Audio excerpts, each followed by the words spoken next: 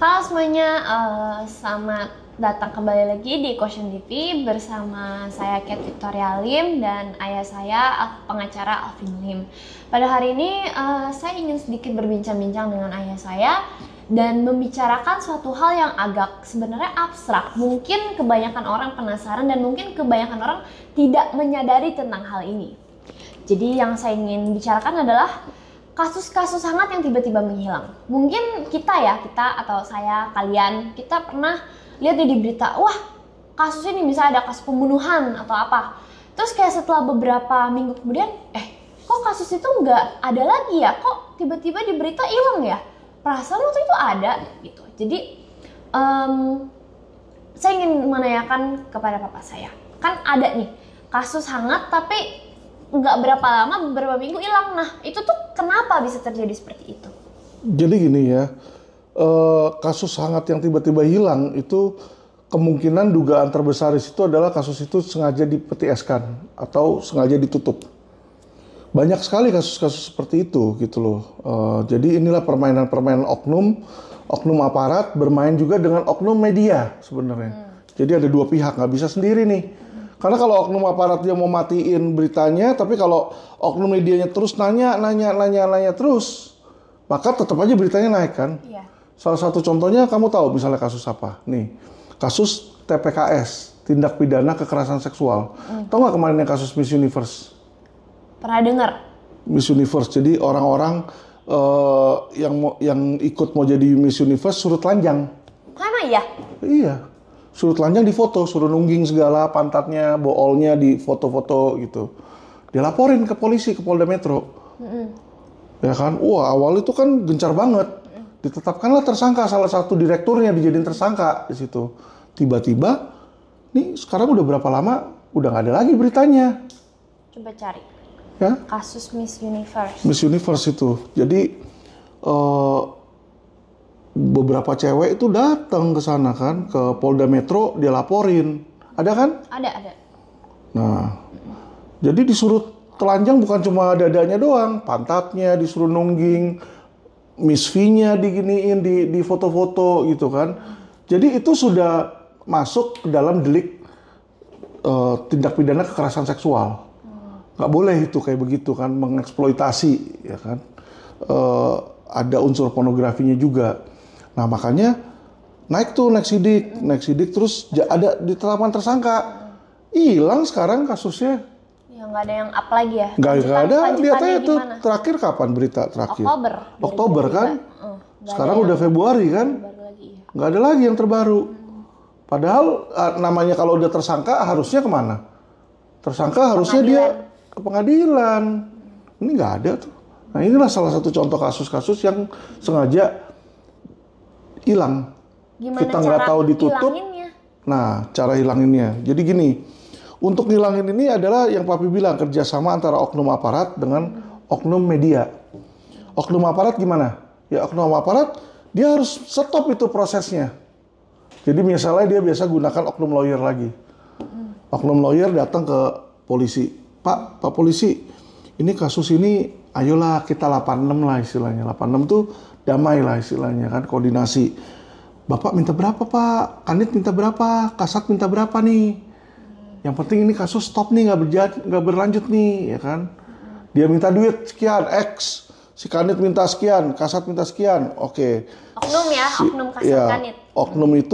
Oknum pengacara itu kemudian bicara dengan kliennya dia. Kliennya dia bilang, oh ya udahlah, daripada gue masuk penjara, nama gue rusak, bayar. Dibayar, toh, udah tuh, polisi adem-adem. Nanti polisi akan bilang, lawyer, lu pastikan ya media diem ya. Gitu loh. Nah media itu kan tahu masuknya kemana aja tuh. Ya kan, misalnya media A, media B, media C, dia hubungin pimretnya. Lu bisa bantu nggak itu berita ini? Linknya nih take down dong, linknya take down dong, gitu kan. Udah kasih dia duit, turun itu link semua. Dan bahkan sampai sampai berita-berita yang di media nasional banget bisa kita hilangin di situ, ya. Karena apa? Karena ada oknum media yang bisa ngapus. Kalau medianya nggak bisa hilangin, nggak mau hilangin, masih ada cara ketiga. Apa? Sewa hacker diserang itu. Jadi nanti websitenya diserang, dia hapus sendiri pakai hacker. Gitu. Tapi emang bayar buat nge-take down, bayar media buat nge-take down itu sebenarnya boleh secara hukum? Nggak boleh lah. Nggak boleh. Take down beritanya sebenarnya nggak boleh. Karena dengan men-take down berita itu yang namanya mensensor berita kan. Berita yang ada ditarik balik padahal beritanya benar kan. Nggak boleh itu. Mensensor itu namanya mengikut campurin urusan media. Nggak boleh. Ada undang-undang persnya itu. Melanggar pasal undang-undang pers. Tapi ya kenyataannya banyak yang terjadi kayak begitu. Jadi dia bilang ya udah kerjasama deh daripada beritanya jelek, take down masing-masing lama-lama kita lihat beritanya kok udah kagak ada nih. Gitu. Itu terjadi tuh banyak kasus-kasus yang sengaja dia sumpal di situ. Makanya sekarang masa kasus yang seheboh itu tiba-tiba hilang, tindak pidana kekerasan seksual. Ya kan Miss Universal loh. Iya. Malu kan? Selain itu secara internasional kan jelas. Itu kasus yang contoh polisi itu yang dibunuh di Polda Metro, Budi Tiwo Ali, itu juga sama. Itu infonya secara formalnya polisi bilang katanya dia bunuh diri. Hasil penyelidikan polisi nih, ya kan.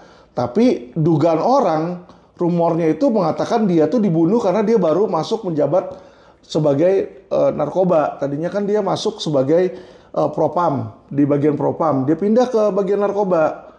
Nah, katanya di sana ada gebongnya atau gimana, yang nggak suka dia ke situ, dijebak dia, disuruh datang sendiri tuh ke stasiun kereta api. Terus tiba-tiba badannya hancur aja semua kena kereta api. Kan lucu. Banget. Ya sekarang itu. Beritanya udah nggak ada lagi. Beritanya nggak ada, Terakhir hilang. Mei nggak ada kelanjutan. Nggak ada. Terus ya orangnya diinin aja kan, keluarganya disumpal, udah jangan banyak ngomong lah gitu. Tapi yang kayak gitu-gitu sebenarnya bisa nggak sih dibuka kembali? Kan kita nggak tahu misalnya kasusnya, kita kan nggak tahu lanjutannya kasusnya itu kayak gimana kalau nggak ada media yang ngeliput. Bisa nggak? Ya bisa aja dibuka kembali, tentu bisa. Jadi untuk membuka kembali sesuatu kasus tergantung tahapnya masih di SP2 Lit atau udah di SP3. Kalau SP2 Lit dihentikan ketika penyelidikan, di situ penyelidikan, dia bisa lakukan gelar perkara internal di kepolisian. Dengan memberikan bukti baru atau keterangan saksi baru, ya bisa dinaikin lagi. Kalau udah SP3, di situ kita harus lakukan yang namanya pra-peradilan. Di pengadilan, sehingga nanti pengadilan bilang, oh iya ini nggak boleh dihentikan nih, SP3, kenapa bisa SP3, gitu kan. Nah, bisa dibuka lagi. Tapi yang Miss Universe itu kan udah tersangka.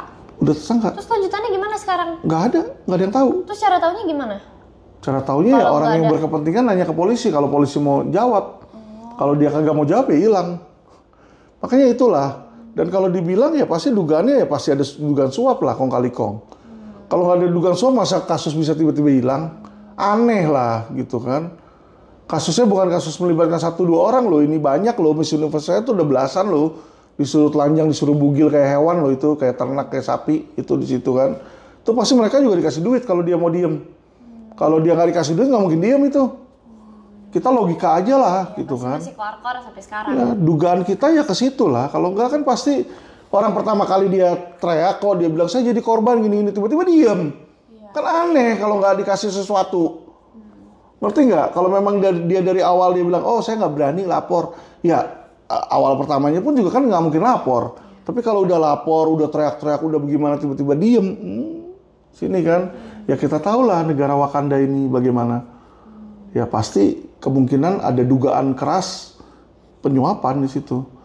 Baik si korbannya disuap, baik polisinya disuap, baik wartawannya disuap, baik lawyernya disuap. Itu pasti ada.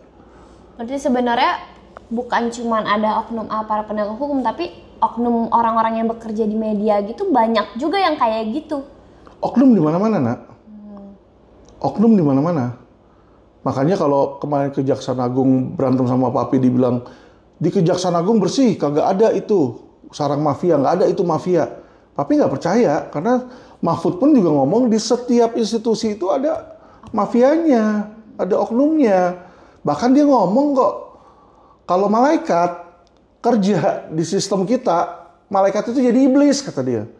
Bayangin malaikat yang suci aja jadi iblis. Berarti kan seberapa kotornya itu sistem gitu loh.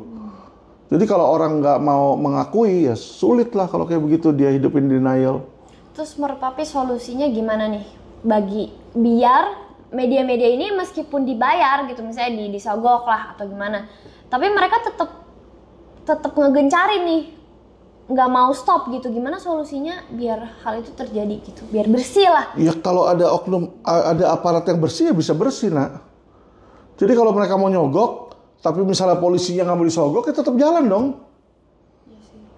Gitu loh. Jadi yang paling penting di sini adalah jangan ada oknum. Tapi orang susah udah mandek kalau nggak ada oknum. Orang udah mandek. Kasusnya udah mandek berarti udah terjadi. Iya, berarti nggak ada solusinya dong. Kan di setiap tempat ada oknum, gimana? Ya itu dia, makanya Papi selalu teriak-teriak di masyarakat, di pejabat-pejabat, ke Menko Polhukam, ke kepolisian, ke Kapolri, ke Kapolda. Papi selalu ngomong, ini kasus nih di kepolisian nih banyak boroknya, banyak kelemahannya, tolong dong beresin. Bukannya diberesin, Papi yang digebuk. Kamu mencemarkan nama baik, kamu begini. Akhirnya Papi mikir-mikir juga. Gua teriak-teriak demi kepolisian, demi kejaksaan, biar mereka bagus. Yang ada gue digebuk, satu. Kedua, yang ada saya jadi sakit. Iya. Papi jadi darah tinggi mulu di situ kan. Gagal ginjal apa segala macam. Saya bilang ngapain juga lah, udahlah. Ya tuh lama-lama kan orang ke situ. Ngapain juga kita beresin kayak begini kalau dianya kagak mau berbenah. Kita mau ngomong sampai kiamat juga nggak akan ada gunanya gitu loh. Papi sendiri pernah nggak? Kan Papi sering nih kalau apa-apa ada kasus apa yang nggak jalan gimana, kan Papi pasti harus viralin kan.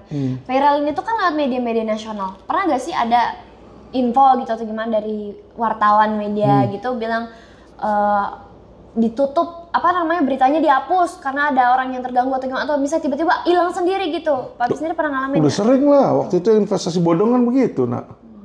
Investasi bodong tuh yang salah satu ketuanya, direktur utamanya adalah salah satu politisi, baru naik sejam kemudian hilang semua. Beritanya hilang semua tiba-tiba. Itu udah sering itu yang kayak begitu. Jadi biasanya penjahat-penjahat pun dia juga punya koneksi di bidang media. Situ. Oke. Oke, Papi. Oke, itu aja dari pertanyaan aku untuk hari ini. Terima kasih semuanya. Salam cerdas suku.